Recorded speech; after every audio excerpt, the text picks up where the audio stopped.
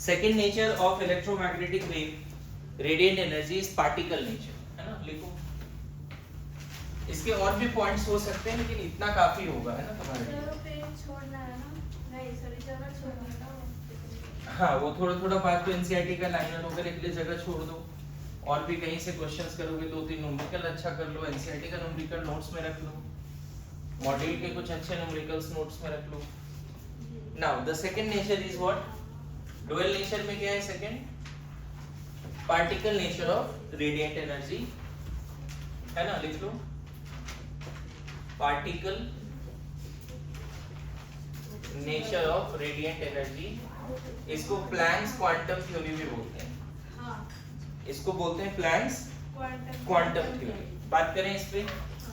Now देखो, फिर से यहाँ पे कुछ ऐसे वर्ड्स हैं जो फिजिक्स में क्लास 12th में सीखते हैं, रे एंड वेव ऑप्टिक्स में सीखते हैं, जो अभी ऐसे कुछ वर्ड्स हैं, है ना। मेन बात है, इस वजह से थोड़ा सा डिफिकल्ट जा रहा होगा पेपर जिसको तुम बोरिंग नाम दे रहे हो, क्योंकि ये कुछ ऐसे फिजिक्स हैं जो अभी हमें आता ही नहीं, है ना। तो ऐसा बोला जाता है फिजिक्स के जितने भी फेनोमेना हैं, यहाँ बोल रहा है कि some of the experimental phenomena such as diffraction and interference can be explained by the wave nature of electromagnetic radiation. However, following are the some observations. तो सेम एनसीईआरटी का लाइन लिख सकते हैं हम लोग। मैं यहाँ पे थोड़ा समझा देता हूँ पहले, फिर मैं लिखवा दूंगा। अभी आपको बोला कि सन से अर्थ के बीच में कैसे आ रहा है लाइट, वेव नेचर। मैक्सवेल ने क्या बोला, यहाँ से यहाँ तक रेडिएंट एनर्जी कैसे आ रहा है? वेव के फॉर्म में आ रहा है। कैसे आ रहा है जी? और ऐसा नहीं है कि सन सिर्फ एक वेवलेंथ को फेंक रहा है। हाँ। अलग अलग फ्रीक्वेंसी, अलग अलग वेवलेंथ का वेव, और वो चारों डायरेक्शन में छोड़ रहा है, लेकिन हाँ। मैं सिर्फ अर्थ के डायरेक्शन में ले रहा हूँ, नहीं। तो वेव नेचर बोलता है कि कल भी ऐसा समझाया था कि मान लो यहाँ से यहाँ एक पाइपलाइन लगा हुआ है जिसमें वाटर का फ्लो है, नहीं, flow of water is continuous, yes और नो। मान लो एक पाइपलाइन है, मान लो यहाँ से वाटर अर्थ तक आ रहा है, ऐसा सोचो, consider water as a radiant energy. तो नहीं लग रहा है कि वेव नेचर के हिसाब से हम क्या बोल रहे हैं, sun is emitting radiant energy continuously and earth is also absorbing receiving radiant energy continuously in the form of wave और in the form of water, like a pipeline water, yes और नो। दूसरा, अभी जो planks ने जो बोला, उसने क्या बोला, है ना, और ये सन अर्थ का एग्जांपल ले रहे हैं, लेकिन कोई भी ऑब्जेक्ट, मतलब जैसे रिमोट भी है तो वो एनर्जी पैकेट्स फेंक रहा है या वेव निकाल रहा है, दोनों बातें। ये लाइट सोर्स है, क्या कर रहा है, वेव के फॉर्म में रेडिएंट एनर्जी निकाल रहा है अकॉर्डिंग टू मैक्सवेल, और प्लैंक्स बोल रहे हैं कि आप होगे सही, लेकिन मुझे लगता है ये भी, प्लैंक्स बोल रहे हैं आप होगे सही, लेकिन मुझे लग रहा है कि यहाँ से एनर्जी पैकेट्स निकल रहे हैं, वेव के फॉर्म में नहीं निकल रहे हैं, पैकेट्स के फॉर्म में निकल रहे हैं। और जैसे यहाँ पे मान लो उस दिन भी बताया था कि कन्वेयर बेल्ट लगा दो, हाँ। नहीं, और कन्वेयर बेल्ट पे वाटर बॉटल्स वगैरह पैक करके फेंको, हाँ। और इसकी भी स्पीड कितनी है, स्पीड ऑफ लाइट, और यहाँ फ्लो ऑफ वाटर का भी स्पीड कितनी है, स्पीड ऑफ लाइट। बात समझ में आ रहा है? तो ऐसा क्यों हुआ, उसके पीछे लॉजिक दे रहे हैं कि डुअल नेचर, रेडिएंट एनर्जी का डुअल नेचर का जरूरत क्यों पड़ा। क्या सिर्फ इस नेचर से सारे काम नहीं हो रहे थे? तो उसी पे जो रीजन देंगे वो अभी आपके सिलेबस में नहीं है, वो आगे चल के पढ़ना होता है। बोला जाता है जितने भी एक्सपेरिमेंटल फेनोमेना है फिजिक्स के, उसमें से कुछ फेनोमेना बहुत अच्छे तरीके से रेडिएंट एनर्जी को वेव मान के एक्सप्लेन हो जाता है, whereas there are some phenomena which cannot be explained by considering radiant energy as a wave. We have to consider radiant energy as a particle, energy packets. समझ में है? Clear है? तो इसके पॉइंट्स बाद में लिखेंगे, पहले ये समझ लेते हैं कि ये दोनों क्यों, ये क्यों और ये क्यों, एक से क्यों नहीं काम हो रहा था। समझ में आ रहा है? लिखो, some of experimental phenomena such as diffraction, some of experimental phenomena, NCERT से लिखा रहा हूं, such as diffractions and interference। अब देखो NCERT ने क्या किया है, यहाँ पे गौर करना, diffraction और interference वर्ड लिखा है और उसका definition थोड़ा सा नीचे लिख दिया है कि diffraction होता क्या है, interference क्या होता है। समझ में आया? क्या लिखा? Some of experimental phenomena such as diffraction and interference can be explained by wave nature of electromagnetic radiation. Diffraction and interference. Some of experimental phenomena such as diffraction and interference can be explained by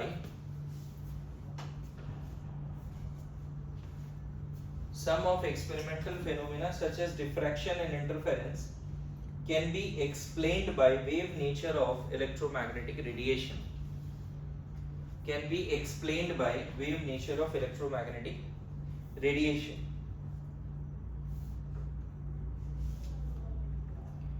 However, following are some of the observations.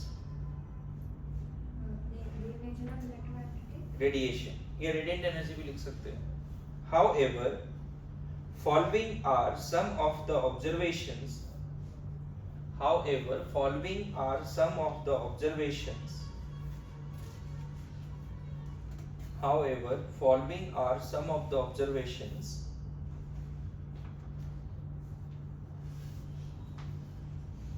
which could not be explained with the help of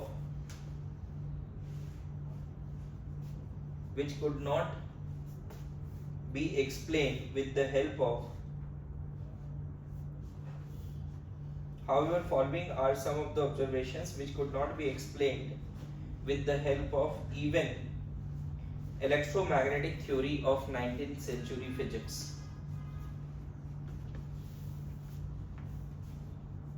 However, following are some of the observations which could not be explained with the help of even electromagnetic theory of 19th century physics.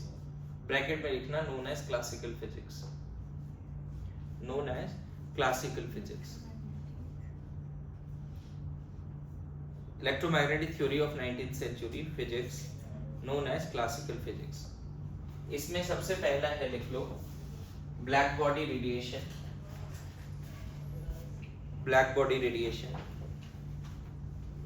Next, black body radiation. Next, photoelectric effect. Photoelectric effect. Next, variation of heat capacity of solids as a function of temperature. Variation of heat capacity of solid as a function of temperature. Variation of heat capacity of solid as a function of temperature. And last है line spectrum. Heat capacity of solid, variation of heat capacity of solids as a function of temperature. And next है line spectrum of atom.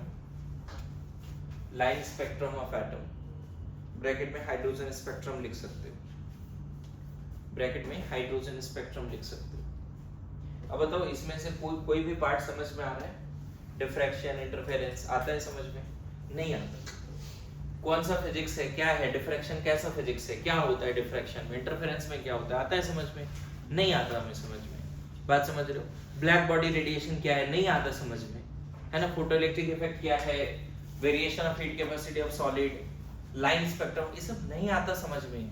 लेकिन अभी बस ये बताने का कोशिश है कि कम से कम कुछ नहीं समझ में इतना तो बोल सकते हो कि एक्चुअल में लाइट का डुअल नेचर होता है. एक है वेव नेचर. वेव नेचर के 10-20 पॉइंट सर ने ऐसे ऐसे बताए. वेव नेचर से पहले सर ने वेव के बारे में बात करा, वेव के कैरेक्टरिस्टिक्स के बारे में बात करा, wave is the periodic disturbance इसके बारे में बात करा, है ना. एंड देन फिर सर ने पार्टिकल नेचर पे आए, और पार्टिकल नेचर जब बता रहे थे सर तो उस समय ये बोले कि देखो फिजिक्स का बहुत सारा ऐसा कांड है, ऐसा फेनोमेना है कि नहीं, जो कुछ रेडिएंट एनर्जी को वेव मान के एक्सप्लेन होता है, and at the same time कुछ ऐसे भी फेनोमेनास हैं जो रेडिएंट एनर्जी को पार्टिकल मानने की वजह से ही एक्सप्लेन होता है. मेरी बात आ रही है समझ में? अब वो क्या है नहीं है ये धीरे धीरे नॉलेज में आएगा, लेकिन हम एज इट इज ये बात याद करके आगे बढ़ेंगे. इस पेज में थोड़ा बहुत और भी लिखा है. This phenomena indicates that system can take, मतलब जो 4 फेनोमेना अभी लिखा है, कौन कौन सा? Black body radiation, photoelectric effect, variation of heat capacity of solids as a function of temperature, light spectrum of hydrogen. ये 4 जो फेनोमेना है, इसी में आगे लिख लो, दिस फेनोमेना इंडिकेट्स, दिस मतलब एबव 4 है ना, this phenomena indicates that the system can take energy only in discrete amounts. This phenomena, अब ये कैसे करता है ये नहीं पता, लेकिन इस फेनोमेना को एक्सप्लेन करने के लिए हमें ये मानना ही पड़ेगा, this phenomena indicate that system can take energy only in discrete amounts. All possible energies cannot be taken up or radiated. All possible energies cannot be taken up or radiated.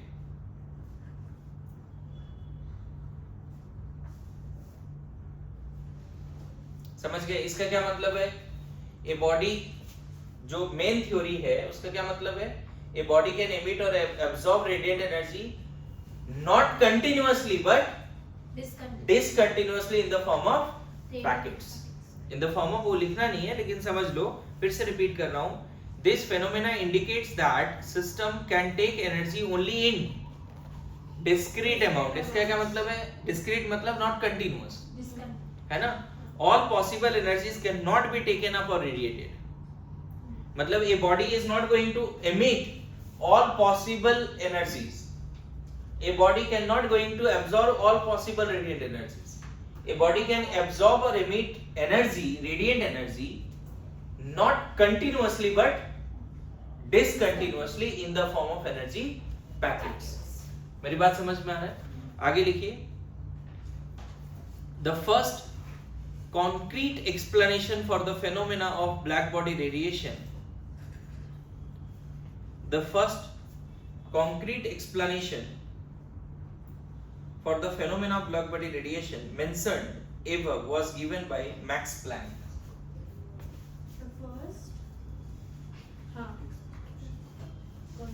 The first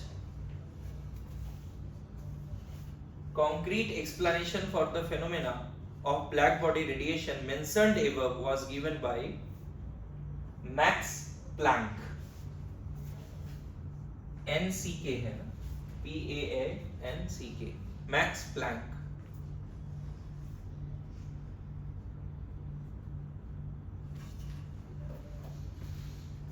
अब इसमें क्या है ना कि वो पूरा page छोड़ना है आपको, यहाँ से यहाँ तक ये ग्राफ वगैरह आगे सीखोगे, लेकिन अभी बना के लिखना है एनसीईआरटी में। कुछ नहीं भी समझ में आए तो भी लिखना है। इस ग्राफ के बारे में हम लोग बाद में डिस्कस कर लेंगे। मेनली अभी हमें क्या पढ़ना है? Planck's quantum theory. तो ये पैराग्राफ पूरा ढंग से लिख देना है क्या बोल रहा है। ये पूरा पेज नहीं भी समझ में आया तो हाँ, ये अभी यहाँ तक मैंने लिखा दिया, ये पूरा लिख देना है और एक पेज छोड़ने का, नेक्स्ट पेज में हेडिंग दो। अब पढ़ते हैं हम लोग प्लैंक्स क्वांटम थ्योरी का पहला पॉइंट। ठीक है, लिखो। वो ग्राफ बनाना है, ये वाला पूरा पैराग्राफ लिखना है समझ के, ग्राफ भी बनाना है ना? और अभी थ्योरी हम लोग समझते हैं। ठीक है, सर हेडिंग क्या है? हेडिंग दिया हुआ है points of Planck's quantum theory, points of features of points of Planck's quantum theory.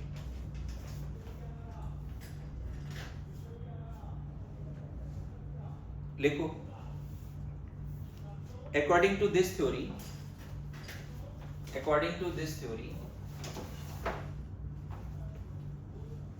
a body can emit or absorb energy not continuously but discontinuously. मैं चाहता हूँ ये 4-5 लाइन मॉड्यूल से देख के लिख सकते हो, ये वाली है ना? अभी मैं ऐसे लिखवा देता हूँ, पहला पॉइंट पूरा कंप्लीट करा देता हूँ। देखो, according to Planck's quantum theory, यहाँ पे 4 पॉइंट है, ये लिखना है भी आपको, है ना? मैं बता देता हूँ, पहला पॉइंट लिख लो, according to this theory a body can absorb और emit radiant energy not continuously but discontinuously in the form of, ठीक है?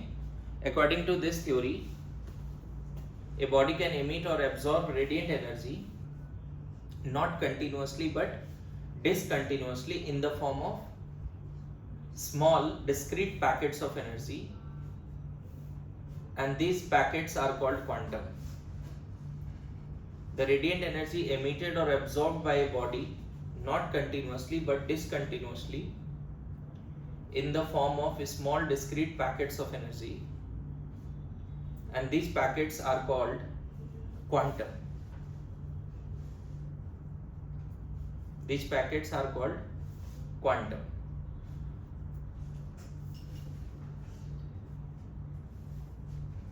है ना? अभी मैं पढ़ देता हूँ, आपको मॉड्यूल देख के लिखना है। बोल रहा है in case of light the smallest packet of energy is called photon, but in general case the smallest packet of energy is called as quantum. फिर बोल रहा है energy of which quantum is directly proportional to, ये मैं भी explain भी करूंगा थोड़ी देर में। मैं थोड़ा थोड़ा ये पार्ट अभी बता रहा हूँ, इसको देख के लिखना है, और मैं इसका जो मेन मैथमेटिक्स है जिस पे क्वेश्चंस पूछे जाते हैं उस पे भी बात करेंगे। यहाँ पे जो एनसीईआरटी का लाइन है वो मैं समझाता हूँ, ये पेज आप कर लेना थोड़ा। यहाँ पे ऐसा लिखा हुआ है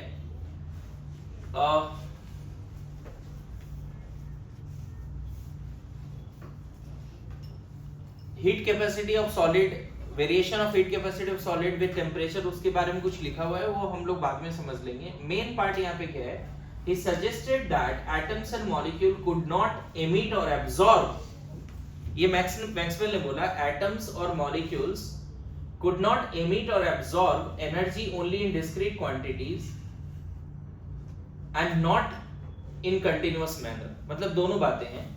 he gave the name quantum to the smallest quantity of energy of electromagnetic radiation, the energy, ये मतलब जो पॉइंट्स लिख रहे हैं उसी पे बातें हैं। मतलब जो अभी बताया कि ये बॉडी, अब यहाँ पे देखो ऐसे भी समझना कि ये एमिट तो कर रहा है, किसके फॉर्म में कर रहा है, पैकेट्स के फॉर्म में, और वो पैकेट किससे भाग रहा है, स्पीड ऑफ लाइट से, इसीलिए वो पैकेट वेव बनाते हुए जा रहा है, ऐसे समझो। मैं बोला जाता तुम्हें भी स्पीड ऑफ लाइट से फेंकेंगे तो तुम स्ट्रेट लाइन में नहीं जाओगे। मेरी बात समझ रहे हो ना? क्लियर है? हाँ बिल्कुल। तो मेरा कंसर्न यहाँ पे ये है कि यहाँ पे पैकेट्स बन रहे हैं एनर्जी के, या ये बल्ब जो है एनर्जी पैकेट्स हमारे तरफ फेंक रहा है, किस स्पीड से फेंक रहा है? और यहाँ पे ऐसा भी नहीं कि एक ही पैकेट छुपा हुआ है, रेड वाला पैकेट अलग होगा, उसकी एनर्जी हो सकता है रेड वाले पैकेट का 5 इलेक्ट्रॉन वोल्ट हो, वायलेट इंडिगो का जो एनर्जी होगा वो 10 इलेक्ट्रॉन वोल्ट हो, ऐसा हर पैकेट की एनर्जी का वैल्यू भी अलग होगा। मेरी बात समझ, जैसे मैंने बोला ना, electromagnetic radiation is not consist of a single wavelength of frequency, it consist of electromagnetic spectrum.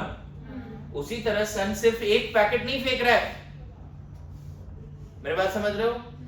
एक ही पैकेट हजारों बिलियंस में फेंक रहा है, लेकिन उस तरह के अलग अलग पैकेट भी 1 इलेक्ट्रॉन वोल्ट के हजारों लाखों बिलियंस में पैकेट्स होंगे। Getting my point? 2 electron volt के हजारों लाखों, मतलब हर पैकेट के हर मैग्नीट्यूड का पैकेट होगा, and that will be in trillions zillions। समझ में आ रहा है? क्लियर हो रहा है मैं क्या बोल रहा हूँ? तो अभी ये पॉइंट्स लिखो, फिर इसके न्यूमेरिकल्स पे जाएंगे। वो पॉइंट देख के लिखो, प्लैंक्स क्वांटम थ्योरी के, एनसीईआरटी के सामने रखो। सो इसके पॉइंट्स में क्या था, देखो मेन जो थ्योरी है वो इसका फॉर्मूला, जिस पे आपको कुछ क्वेश्चंस करने हैं आज के आज, है ना? मैं कुछ क्वेश्चन कराऊंगा नहीं, कुछ खुद ही करके आने हैं। अभी क्या बोला गया, कोई बॉडी एमिट तो कर रहा है इलेक्ट्रोमैग्नेटिक रेडिएशन, लेकिन किस फॉर्म में कर रहा है, और वो पैकेट्स कैसे ट्रैवल कर रहे हैं आगे, वेव्स। और वो बड़े पैकेट्स भी हो सकते हैं, छोटे पैकेट्स भी हो सकते हैं, समझ रहे हो? बहुत छोटे भी हो सकते हैं। तो देखो अगर ये पैकेट है तो इसका भी एक वेवलेंथ फ्रीक्वेंसी है, ये पैकेट है तो इसका भी अपना एक वेवलेंथ फ्रीक्वेंसी है, लैम्डा 1 न्यू 1, लैम्डा 2 न्यू 2, ये है लैम्डा 3 न्यू 3। तो मैक्स ने ये बोला कि जो भी पैकेट्स है, हर पैकेट की एनर्जी प्रोपोर्शनल टू उसकी फ्रीक्वेंसी होगी। कैसे होगा वो छोड़ो, हटाओ। क्या बोला उसने, energy of each packet of quantum, जो लाइट के केस में फोटोन, कोई बोले इससे क्या निकल रहा है, तो आज क्या बोलो, फोटोन्स निकल रहा है according to wave nature, particle nature. कोई बोले इससे क्या निकल रहा है, तो बोलेंगे इससे वेव्स निकल रहे हैं। अरे ऐसा नो। तो अभी फिर मैक्स प्लैंक्स थ्योरी पे आते हैं। Energy of each packet is proportional to क्या, फ्रीक्वेंसी ऑफ दैट पैकेट। देखो ना, अलग अलग मैग्नीट्यूड के पैकेट्स निकल रहे हैं, सब स्पीड ऑफ लाइट से भाग रहे हैं। बोलो, सब स्पीड ऑफ लाइट से भाग रहा है। अरे ऐसा नो। तो एनर्जी, ये वाला जो पैकेट है, इसकी एनर्जी उसके फ्रीक्वेंसी पे, इस वाले पैकेट की एनर्जी इस वाले पैकेट की एनर्जी। उसके frequency। तो यहाँ से क्या मिल गया, एनर्जी ऑफ ईच पैकेट एक कांस्टेंट आ गया जिसको प्लैंक्स कांस्टेंट बोलते हैं, h न्यू, और ये कांस्टेंट का वैल्यू फिक्स है 6.626 into 10 raised to minus 34 joule second. समझ में आ रहा है, क्लियर है? अच्छा, आपको पहले से पता है C is equal to lambda nu होता है, इलेक्ट्रोमैग्नेटिक वेव में वेवलेंथ और फ्रीक्वेंसी में रिलेशन है, तो यहाँ से फ्रीक्वेंसी इक्वल टू क्या लिख दोगे तुम, लैम्डा C बाय लैम्डा, बोलो फ्रीक्वेंसी इक्वल टू क्या लिख दोगे, तो इसको यहाँ पुट कर दो फ्रीक्वेंसी के जगह पे, तो energy of each packet is also given by hc by lambda, energy of each packet is also given by hc by lambda. अच्छा, ये जरूरी है कि ये जो एक छोटा सा पैकेट है एक ही निकल रहा है इधर से नहीं, at a time, speed of light से आगे बढ़ रहा है, कि एक पैकेट निकल रहा होगा, हजारों लाखों बिलियंस जिलियंस में पैकेट्स निकल रहे होंगे, तो total energy of a particular energy type is nothing but number of packets into energy of one packet। मेरी बात समझ में आ रहा है? जैसे मैं बोलूं 5 इलेक्ट्रॉन वोल्ट का पैकेट निकल रहा है, 10 मिनट में कितने निकले, 10 मिनट में कितने पैकेट निकले, तो बहुत सारे निकले होंगे, तो total energy emitted by the bulb is equal to energy of each packet into number of packets। अरे यस नो, समझ में आ रहा है? Total energy absorbed by any body is equal to energy of one packet into number of packets, है ना, जैसे leaf है मान लो, फोटोसिंथेसिस, उस पे सनलाइट आ रहा है, पैकेट्स के फॉर्म में आ रहा है, बोलते हैं पूरा एक लीफ कितना पैकेट एब्सॉर्ब किया 10 मिनट में, तो total energy must be equal to क्या कर लेंगे, number of packets into energy of one packet. तो इन सारे फार्मूला पे कम से कम 10 क्वेश्चन ट्राई करके आओ। नेक्स्ट क्लास में फर्स्ट हाफ एन आवर इस पे क्वेश्चंस कैसे शॉर्टकट तरीके से करेंगे, यही हम नेक्स्ट क्लास में सीखेंगे। अभी जो होमवर्क है पेज नंबर 42 से 50 तक पढ़ के आने हैं, 50 नहीं, मान के चलो कि तुम, हाँ, पेज नंबर 42 से 50 तक पढ़ के आने हैं। प्रैक्टिस सेशन 1 और 2 दोनों बनाने हैं, नहीं प्रैक्टिस सेशन 1 ही बनाना है सिर्फ, उसके बीच में सॉल्व एग्जांपल 2 ही हैं, एक इधर भी दिख रहा है, 3 4 सॉल्व एग्जांपल हैं, 4 सॉल्व एग्जांपल करने हैं। ओके, एक्सरसाइज 1 का आप 30 तक करके आओगे, पहले 22 तक था, अभी 30 तक होमवर्क है। ओके, लेक्चर 1 से लास्ट तक अगर रिवाइज नहीं करते हो, कभी भी यहाँ पे अच्छी आंसर नहीं आएगी जैसा आना चाहिए। घर जाके हमेशा लेक्चर 1 से लास्ट लेक्चर तक रिवाइज करने की आदत होनी चाहिए। जो हो नहीं रहा है इसकी वजह से सब चीज भूल जा रहा है।